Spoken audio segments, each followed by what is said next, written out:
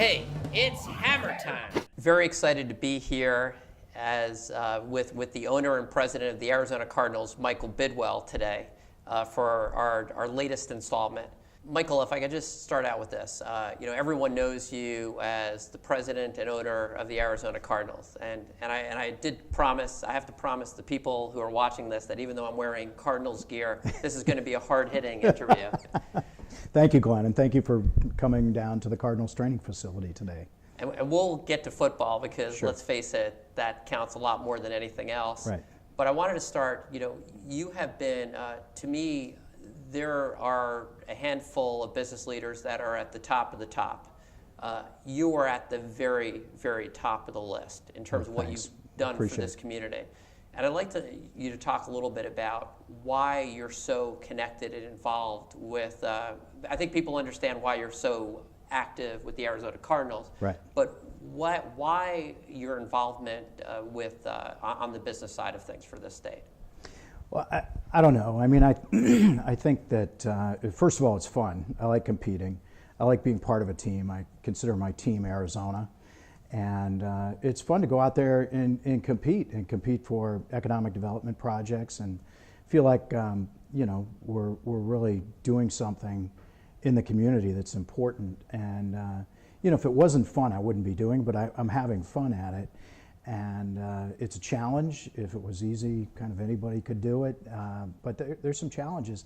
But it's also, again, very gratifying when we're able to land some of these projects, land some of these events, and bring opportunity and jobs to Arizona. I mean, I think that's one of the things that I consider when I think about leadership of the Cardinals. I don't really look at this as ownership. I look at it more as stewardship of the franchise, and I think business leaders ought to look at their leadership in the Valley as stewards.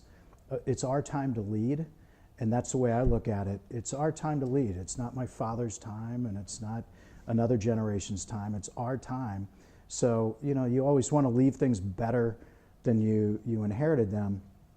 To me, I want to leave them a lot better. And that's kind of the way I go at this business. I want to be, foot on the gas, be very aggressive, and I want to do the same thing with our community. And I love, you have done a number of meetings and hosted a number of events with Governor Ducey. And when you two are together, it's like the chemistry, it was a little bit before my time, but it's like a Bing Crosby, Fred Astaire. I mean, there's this great chemistry between the two of you. You also encouraged successfully the governor to start the Arizona Zanjeros. Can you talk a little bit about that program?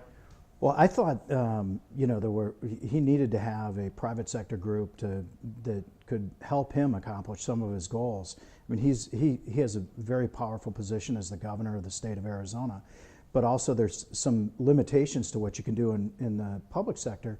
And if you want to have a strong community, I believe you have to both have strong public sector leadership and strong private sector leadership. And there needed to be a vehicle for the strong private sector leadership to interact with the governor and to try to accomplish things together. And so I think we've done a lot of great things, recruiting companies to come to Arizona, putting business leaders, Arizona business leaders in touch with business leaders that are seriously considering moving to Arizona or expanding to Arizona. And so I think it's been very successful. And again, it's a lot of fun. We've got some really good people involved that just want to do it for the sake of doing something good for our state.